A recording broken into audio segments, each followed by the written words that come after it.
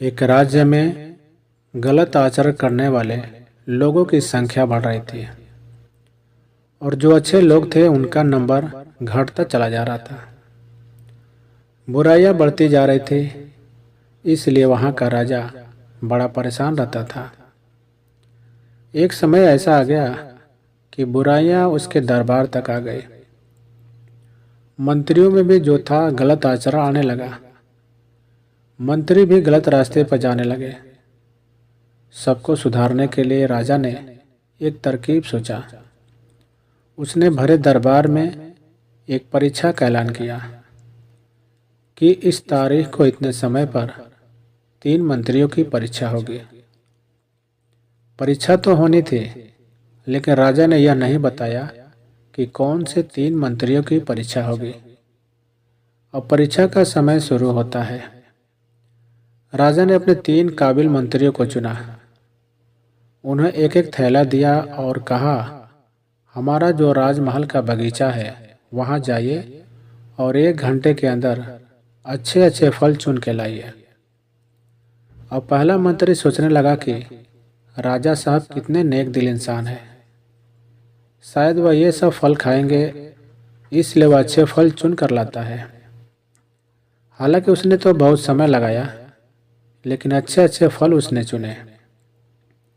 दूसरा जो मंत्री था उसने सोचा कि राजा ने क्या काम पकड़ा दिया है। उसने अच्छे फल जो मिले उसको तो थैला में डालता चला गया, लेकिन साथ में सड़े गले भी डाल दिए।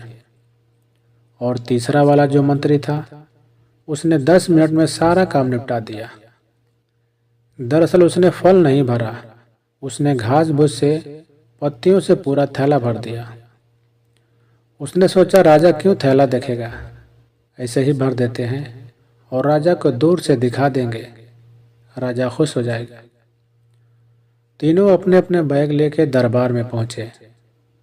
अब राजा ने आदेश दिया कि इन तीनों मंत्रियों को 3 महीने के लिए कोठरी में बंद कर दो और तीनों के पास उनके अपने अपने फल पहुंचा दो।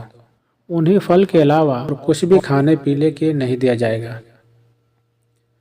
इन्हीं फलों के सहारे इनको अपनी जिंदगी 3 महीने तक बितानी है।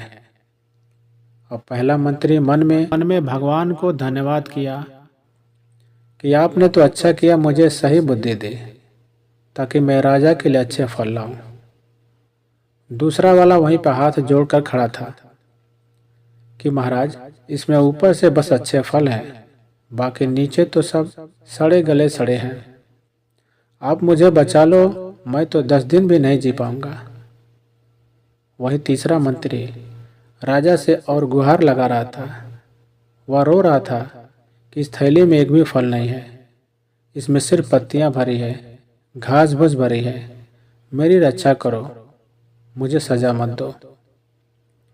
फिर राजा ने सबको शांत कराया और संदेश दिया कि मैं कोई राजा नहीं हूँ। दुनिया का असली राजा तो वह सर्वशक्तिमान है, वह प्रभु है। जब हम वहाँ जाएंगे तो हमें भी ऐसे ही थैला मिलेगा जिसमें हमारे कर्म भरे होंगे। जिसने अच्छे फल चुने, यानी जो अच्छे कर्म किए, उसका तो गुजारा हो जाएगा, लेकिन जो गलत कर्म लेकर जा रहा है उसका क्या होगा?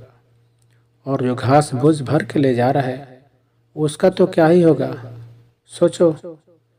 इस कहानी से हमें 2 चीज़ें पता चलती है कि दुनिया के राजा ने हमें मौका दिया है अच्छे फल चुनने का, लेकिन हम में से कुछ लोग घास फूस बटोरने में लगे हैं। इसलिए अपने कर्मों को पहचानना शुरू कीजिए।